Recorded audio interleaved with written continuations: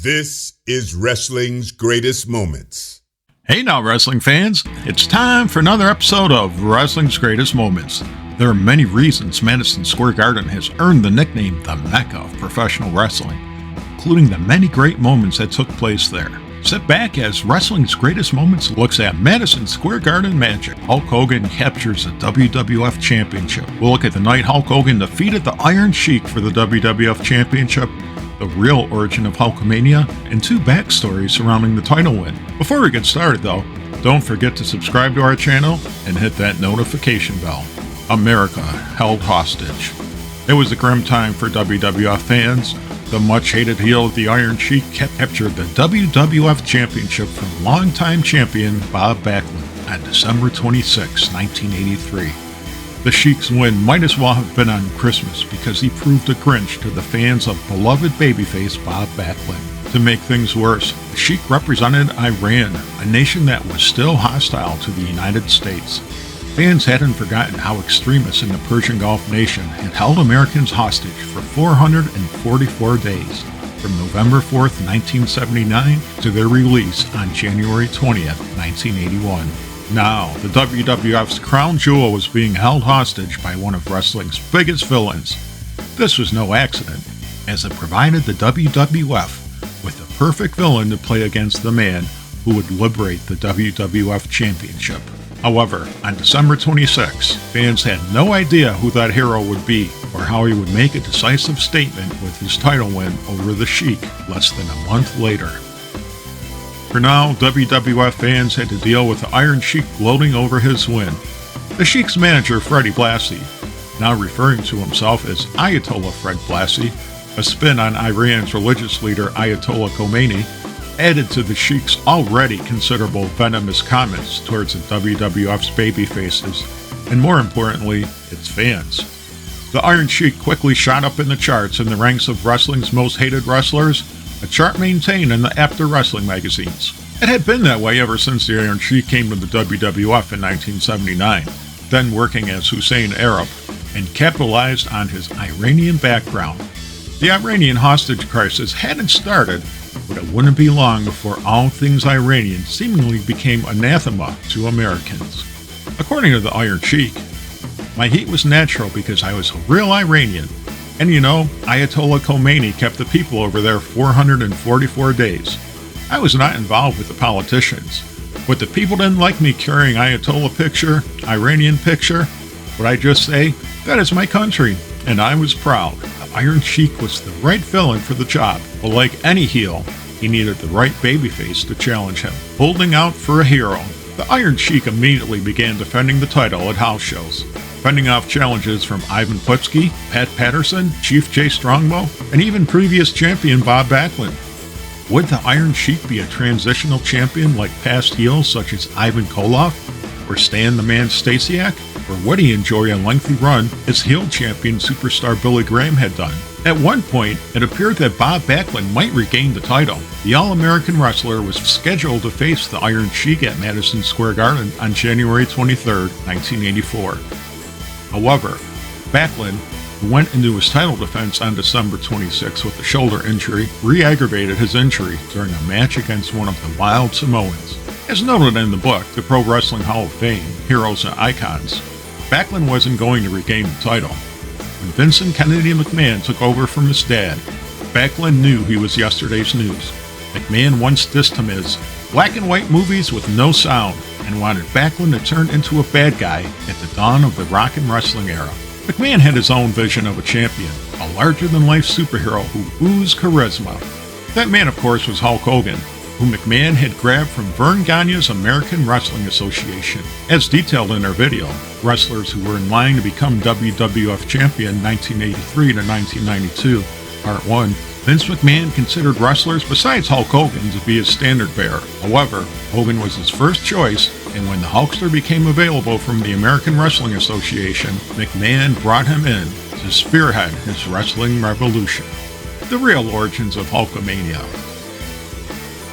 To say that Hulkamania began in the WWF would be inaccurate. AWA owner and promoter Vern Gagne took Hulk Hogan's popularity and helped channel it into the phenomenon known as Hulkamania. Gagne would discuss how he built up Hogan into a top star. "Hogan, I created and molded," Gagne told Minneapolis City Business in 1986. "He's a guitar player. You know what his athletic background is? Little League." As wrestling historian Tim Hornbaker would write, "No one could dispute that Gagne had given Hogan room to mature as a grappler and fan favorite. During Hogan's first run in the WWF, he showed glimpses of greatness, but was limited as a heel before closing out his tenure unceremoniously in April 1981. No mention of Hulk Hogan's rise to greatness would be complete without also mentioning his run in New Japan Pro Wrestling. Hogan took Japan by storm, becoming Ichiban, aka #1 in the country, with New Japan Pro Wrestling promoter Antonio Inoki also capitalizing on Hogan's popularity. Looking at Hogan's success in the AWA in Japan, it was clear that the Hulkster knew his value as a wrestler. He also knew when he was being taken advantage of. When AWA promoter Vern Gagne demanded a percentage of Hogan's pay from Japan, Hogan balked. When Gagne began selling Hulk Hogan merchandise without giving Hogan a cut, it was game over for Gagne. Vince McMahon had his hero, and it was time to introduce him to the wrestling world. McMahon had Bob Backlund endorse Hogan on TV, letting WWF fans know that the Hulk, who had portrayed a heel during his previous run in the promotion, had changed his ways. The former WWF champion let fans know he was behind the decision to let Hulk take his spot for the January 23rd match against the Iron Sheik. History is made. January 1984 was winding down. At the time, owner of A Lonely Heart by Yes was at the top of the Billboard Hot 100, while Paul McCartney and Michael Jackson Say was at number 2 after peaking at the number 1 spot. In TV, the top 5 programs were Dallas, 60 Minutes, Dynasty, The A-Team, and Simon & Simon. At the box office, moviegoers couldn't get enough of Terms of Endearment, but lighter fare such as Hot Dog the Movie also proved popular. Meanwhile, Stephen King's Pet Sematary skulked its way to number 1 on the New York Times bestseller list. Did anyone know how important January 23rd, 1984 would be to the WWF and Hulk Hogan? Fans attending the Garden wanted to see if Hulk Hogan could do what no other WWF wrestler had done so far, capture the WWF Championship from the Iron Sheik. Hogan wasted no time in his match, attacking the champion from behind as soon as the bell rang. The Hulkster utilized tactics traditionally associated with heels, such as choking the Iranian with his headgear, raking the eyes, and pummeling the Sheik with a plethora of punches. Hogan utilized any means necessary to win, and WWF fans couldn't care less, as long as Hogan won. However, a mistimed charge into the corner allowed the Iron Sheik to regroup, and he went to work, targeting Hogan's back. The Iron Sheik loaded his custom-made boots and kicked Hogan in the back, softening him up for his submission hold, the camel clutch. Initially, the Sheik applied the Boston Crab, and although Hogan was able to escape, things looked hopeless when the Iron Sheik locked in the dreaded camel clutch, the same move he had defeated Bob Backlund with. Somehow, though, Hogan rose to his feet, driving the Iron Sheik backward into the corner. A leg drop later, and Hogan covered the champion for the 1-2-3. The fans in the Garden erupted at the Eye of the Tiger. There have been many backstories concerning Hulk Hogan's Madison Square Garden win over the Iron Sheik. One is how he reportedly bribed a sound technician to play the entrance music he'd used in the AWA, Survivor's Eye of the Tiger. The song became popular after being featured in Rocky III, the same film Hogan appeared in as Thunderlips. In his first memoir, Hollywood Hulk Hogan, the Hulkster explains how he wanted to use entrance music in the WWF. I brought a few things to the party too. One of them was the idea of playing my theme music as I entered the arena. When I suggested it to Vince McMahon Jr., he and his father were on the fence about it. They weren't sure if it was going to work, but I knew it would work. I had played Eye of the Tiger back in Minnesota, and I knew it would make the crowd go wild. So I said to myself, screw it, I'm going to get this done even if it gets me fired again. And at 5 in the afternoon, a few hours before we were supposed to go on, I slipped the music tech guy $500 to play Eye of the Tiger. According to Hogan, the bribe proved unnecessary. Nevertheless, Hogan's suspicions paid off. Then, right before showtime, Vince Jr. decided to go along with me and play the entrance music. I didn't have the to ask for my $500 back, so I lost it. But it didn't matter. The important thing is, I had that music playing when I walked down the ramp. And it worked, just like I said it would. When the crowd heard the music, almost 20,000 people rose up like the Messiah had come back. It was like the roof of the garden blew off. It was nuts. Like many Hulk Hogan tales, it's difficult to tell where reality ends and Hogan kayfabe begins. Longtime WWF fans know that Sergeant Slaughter used entrance music during his WWF run, entering to the Marines' hymn. Wrestling's greatest moments will let fellow fans decide for themselves how much of the Hulkster story, if anything, they believe. One thing is clear about wrestlers using entrance music. Eventually, the music industry caught up with wrestling promotions using songs without paying royalties, and promoters were forced to pony up the dough to use songs or stop using them. Vince McMahon found a more profitable alternative, have the WWF create its own theme songs and market them to fans. Eye of the Tiger would eventually be replaced by Rick Derringer's Real American, a song originally written for the U.S. Express, Mike Rotunda and Barry Windham, but appropriated by the Hulk. Mission: Halt, Hulkamania. While the Hogan vs. Sheik match was a smash, it could have ended very painfully for Hulk Hogan, at least according to Hogan and the Iron Sheik. The two men claimed that AWA promoter Vern Gagne made a sinister proposal to the Iron Sheik. According to the Hulkster, then, in front of Vince McMahon Jr., he, the Iron Sheik, said that Vern Gagne, who I had just screwed over, had called the Iron Sheik the night before the match and offered him $100,000 to break my leg in the ring. Gagne knew the Sheik because when the Sheik came over from Iran, he went to Minneapolis to learn professional wrestling. So Vern was a guy who actually broke the Sheik into the business. Now that the match was over, the Sheik told us what Vern Gagne had asked him to do, but he had decided not to do it. He didn't want to hurt me. In the end, it turned out to be a good business decision for him. The Sheik was able to keep working as a wrestler and make a ton of money for the next couple of years, wrestling me in return matches. While some wrestling pundits dismiss the story, the Iron Sheik has confirmed it. During an appearance on the Talk is Jericho podcast, Sheiky Baby revealed, "That's legit, because over there at the time, Hulk Hogan was in Minnesota, and from Minnesota he came through to New York.